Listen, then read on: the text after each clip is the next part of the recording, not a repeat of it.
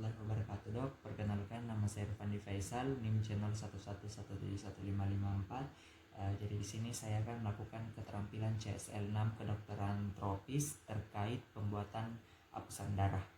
Jadi Bapak, setelah kita melakukan anamnesis dan pemeriksaan fisik, tentunya data-data yang kami peroleh ini cukup banyak, tetapi belum sampai untuk menegakkan suatu diagnosis. Untuk itu dilakukan pemeriksaan selanjutnya, yaitu pemeriksaan penunjang Pak, supaya data-data yang kami peroleh ini betul-betul menunjang hasil dari anamnesis dan pemeriksaan fisik, sehingga diagnosisnya Bapak dapat tertegakkan dengan baik dan kami bisa memberikan pengobatan yang sesuai supaya Bapak bisa beraktivitas seperti keadaan normal ya Pak.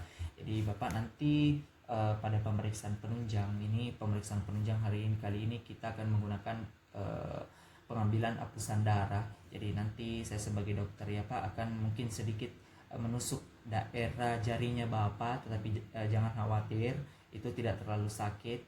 Tapi kami juga selaku dokter akan melakukan seprofesional mungkin ya Pak. Jadi kami tusuk menggunakan lancet, kemudian nanti darahnya Bapak itu akan kita letakkan atau kita pada objek gelas yang akan kami gunakan. Kemudian kita akan lihat apa-apa yang menjadi masalah pada daerah apusan darahnya Bapak. Ya Pak, bagaimana? Apakah Bapak bersedia? Oke, kalau bersedia Pak, Bapak mungkin bisa duduk pada tempat yang disediakan, mempersiapkan diri. Selanjutnya saya sebagai dokter akan melakukan cuci tangan, mempersiapkan alat dan bahan, dan menggunakan handscoon untuk menghindari hal-hal yang dapat memicu terjadinya infeksi. Silakan Pak. Ya, jadi selanjutnya sebelum kita melakukan pengambilan apusan darah, terlebih dahulu kita melakukan cuci tangan rutin dulu supaya kita selalu berada dalam keadaan bersih.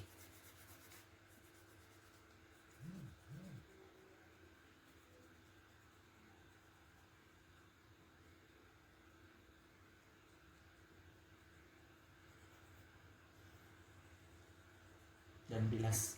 Kemudian setelah kita melakukan cuci tangan, selanjutnya kita mempersiapkan alat dan bahan yang akan kita gunakan dalam pengambilan apusan darah. Yang pertama adalah kita gunakan handscoon. Yang kedua adalah objek gelas. Ya, jadi objek gelas yang kita siapkan ini terdiri dari dua.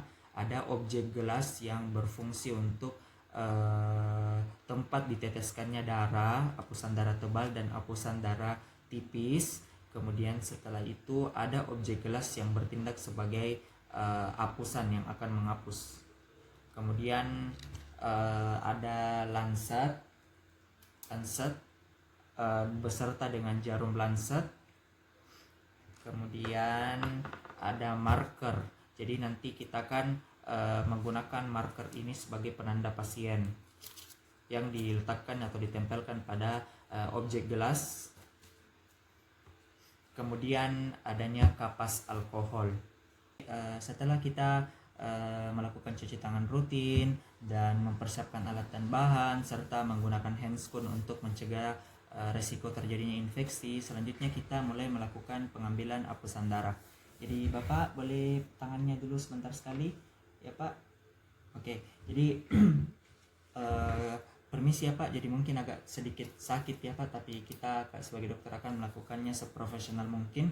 Jadi yang pertama, sebelum kita menusuknya menggunakan lancet, alangkah baiknya kita terlebih dahulu menggunakan kapas alkohol. Kita disinfeksi dulu daerah penusukannya supaya tidak terjadi infeksi yang tidak diinginkan.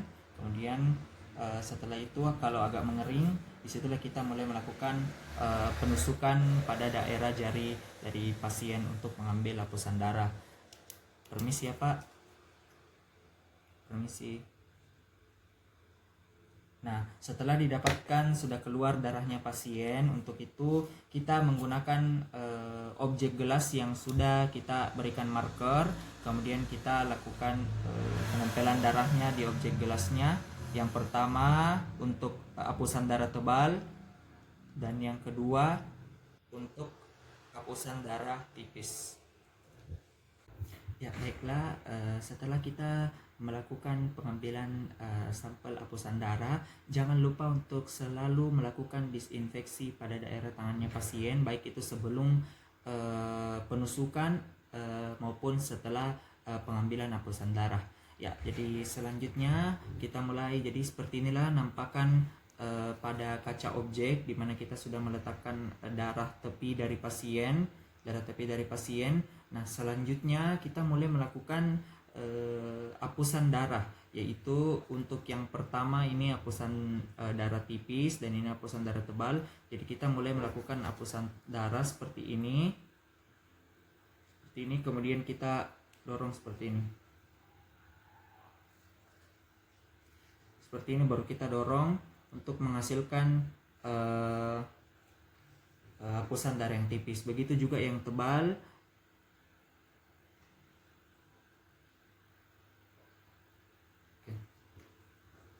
Jadi selanjutnya setelah pengambilan hapusan darah, selanjutnya adalah kita akan melakukan pewarnaan Giemsa. Nah, yang pertama kita harus mempersiapkan alat dan bahan terlebih dahulu. Yang pertama yang kita siapkan adalah objek gelas yang berisi hapusan darah. Kemudian ada larutan Giemsa 3%. Kemudian larutan metanol.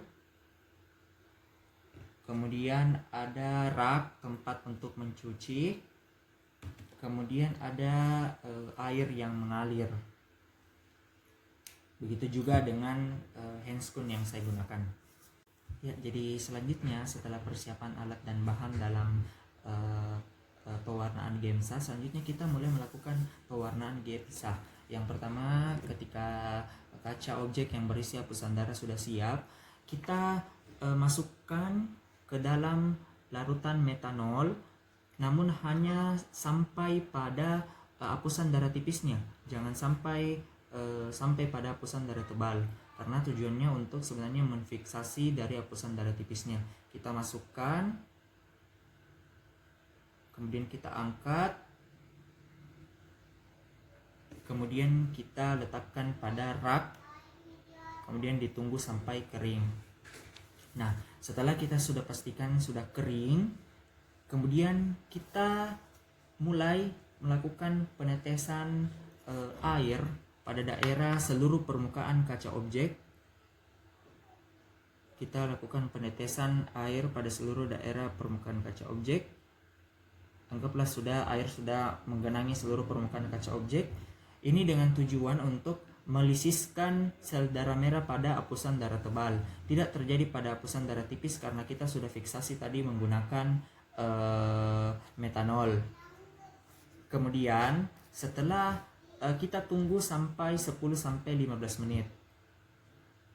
Ketika sampai pada waktunya sudah mencapai 10-15 menit, maka air yang tergenang ini kita buang pada rak tabung. Selanjutnya kita mulai meneteskan larutan Giemsa 3%. Larutan Giemsa 3% ke seluruh permukaan dari kaca objek. Nah, kemudian ketika sudah tergenangi oleh larutan Giemsa, kita tunggu minimal 30 menit. Kita letakkan di rak tabung, kita tunggu minimal 30 menit. Teori mengatakan bisa juga sampai semalam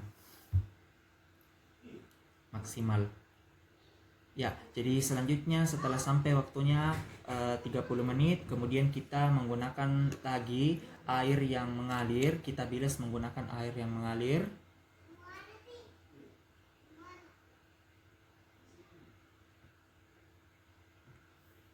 Kita bilas. Nah, setelah kita bilas, kita letakkan kaca objek yang sudah kita bilas ke dalam rak tabung dalam posisi yang berdiri supaya pengeringan juga makin lebih cepat. Nah, kemudian setelah kita pastikan betul-betul kering, maka kaca objek tersebut bisa kita lakukan pengamatan di dalam mikroskop untuk mengidentifikasi pada hapusan darah yang kita curigai sebagai penyakit-penyakit tertentu. Demikian dok, keterampilan CSL6 tentang kedokteran tropis mengenai pengambilan hapusan darah serta pembuatan larutan Giemsa. Assalamualaikum warahmatullahi wabarakatuh.